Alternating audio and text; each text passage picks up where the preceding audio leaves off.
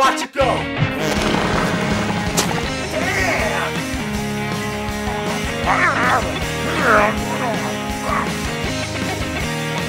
What were they thinking?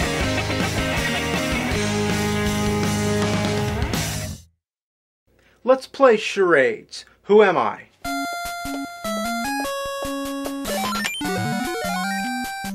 If you guessed Pitfall Harry, then you're right. Good old Harry got his start in Pitfall, the classic Atari game, but he didn't start acting like an asshole until the NES came along. Super Pitfall, one of the most deceptive uses of the word super in video game history. You want to know why? You want to know why this game super sucks? You want to see how hard they cranked up the diarrhea dial? Just watch. Nice. Fucking beautiful. The first ladder you see drops you into a pit where you get killed by a bird or a bat, whatever it is. And even if it wasn't there, I'd fall on the spikes. So it's basically death insurance. Let's put every kind of obstacle we can possibly think of in the very beginning of the game. You know, I'm disappointed. Couldn't there have been lava on top of the spikes with fire sharks swimming in it? Couldn't there be more spikes coming from the sides ready to close in and squash me while stabbing at the same time? How about some laser cannons and upside down volcanoes? You want to be even more efficient? Why even have the ladder? Why not just start the game falling down the pit? Fucking assholes. Talk about a beginner's trap. They sure nailed it. Well, let's talk about Pitfall Harry. He looks like Luigi, and there's something wrong with his walk cycle. Looks like he's hopping on one foot. But the most ridiculous thing about this guy is the way he dies. What is that all about? He goes fucking apeshit. It even kills the enemies that are nearby. My only theory to what's going on here is that there's an angel and a devil waiting to take him to either heaven or hell. It's first come, first serve, and they both want him real bad. So they're constantly there, waiting for him to die. And then as soon as he dies, they both grab his arms, fighting over his body. That's the only explanation that I can think of. The enemies in this game are a total joke. Spiders? Frogs? Are frogs a common hazard that you would face in a jungle? Has anyone ever died by getting attacked by a fucking frog? And he uses a gun? Who the hell goes around shooting frogs? Harry can't shoot while ducking, and that's a big problem because most of the enemies are too short. You can hit the frogs only if you time their jumps very carefully. The spiders, the scorpions, and just about everything else, it's like tough shit. Does Harry have a problem with his arms? He can't point the gun in any direction other than right in front of his own fucking face? The number one complaint that I have with this game is that all the items are invisible. They only appear when you jump in a very specific spot. Everything from bullets to special objects that you need in order to unlock certain parts of the game, everything is invisible. So unless you know where everything is, you're just gonna have to go through the whole game jumping around like a fucking idiot.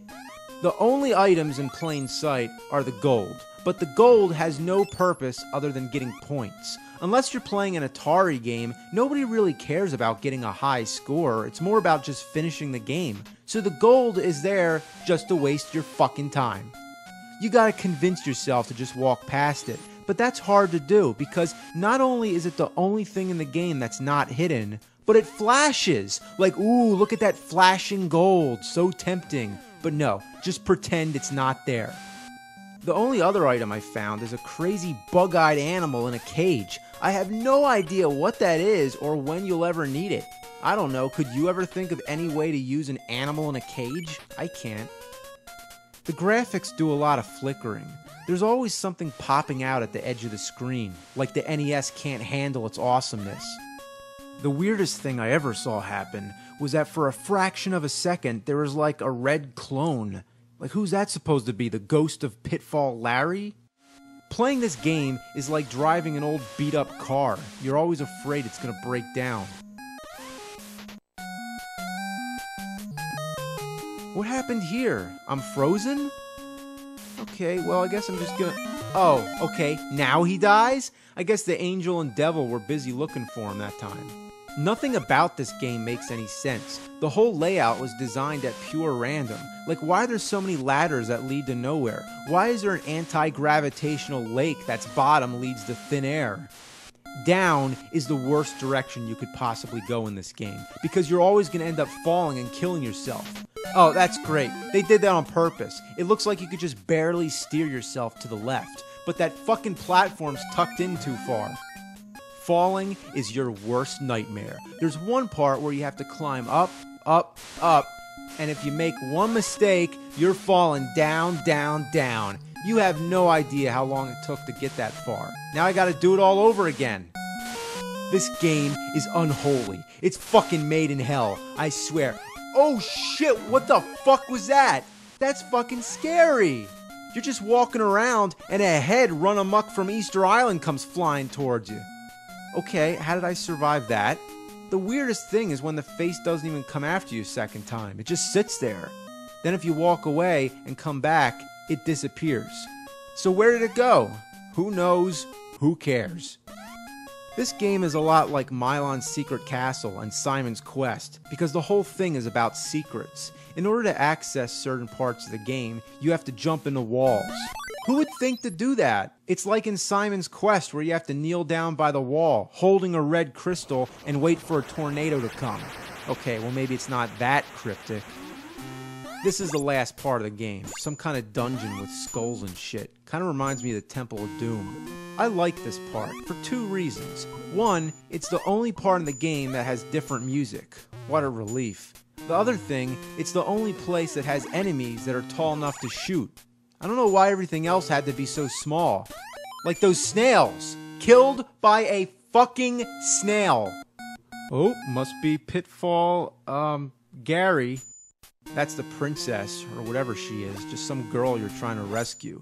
When you get to this part, your first instinct is to get over there and rescue her. Hopefully that means you beat the game, right? But no, that's some wishful thinking right there. You can walk right through her, you can try to hump her, but nothing happens. The game doesn't even give you a clue. You're just supposed to know that you gotta collect a bunch of secret items before you can rescue the girl. But if you went down to this dungeon place, you're basically trapped. There is a way to get out, but it requires a lot of climbing, where one slip can drop you all the way back down. You're better off just resetting the game. So we're jumping around in thin air, trying to find different suits like spades, hearts, and diamonds. What purpose does this have? I found the princess. Does he need to play poker with her or something? Finding these items, like I said, unless you have a strategy guide or a walkthrough telling you where all these things are, it's just a guessing game. Even worse, jumping around can put you in danger. Come on, a waterfall coming down from the ceiling? Ah, death by a frog. Is this girl really worth all this aggravation? Look at her. She looks like a fucking rag doll. There's no limit to how secretive this game is. There's actually a part where you have to warp by jumping into a bird. You saw that, right? I'm not making that up. There's a warp zone hidden in a bird. How would you ever figure something like that out, unless it's by complete accident? If you try touching the rest of the birds in this game, they kill you. So if you've learned anything from that, it's to avoid them. How stumped and bored would you need to be to start thinking, I guess I'm gonna try jumping in the birds? How the fuck is a kid in 1987 without internet supposed to figure out how to beat this game? So you get all the items, go back into the secret wall, find the princess, and then you win, right? No, the music changes, but the game still goes on. Is there any clue, any dialogue box, anything to give you a hint what to do next? Of course not! You just have to assume to go back to the beginning of the game. That means climbing out of this dungeon, finding another secret passageway, and work your way back. But you're not supposed to go back to the exact start point. That would be a little too easy to guess. So how about this? You fall off a random platform, the screen starts to glitch, and then you win. And that's it. Don't you love games that just end with a black screen with plain text? At least they spelled congratulations right. The third line's a little off-center, but other than that, I don't see any errors. I guess that's why they kept it so short. They knew they'd fuck it up. But the last sentence mystifies me. Please try another world? What other world? As far as I know, there's a second quest, but it's the same exact game. The only difference is that the items are all in different spots. And after that, the game just keeps repeating over and over and over again, like a never-ending Easter egg hunt. But that'd be like if the Easter eggs were full of diarrhea and the Easter bunny was shitting all over your face. But I've had enough with bunnies and shit lately, so I'm going to end this right here. What kind of masochist would you have to be to beat this game more than once? If you did it one time, what would you have to prove to do it again? You'd have to be some kind of fucking idiot.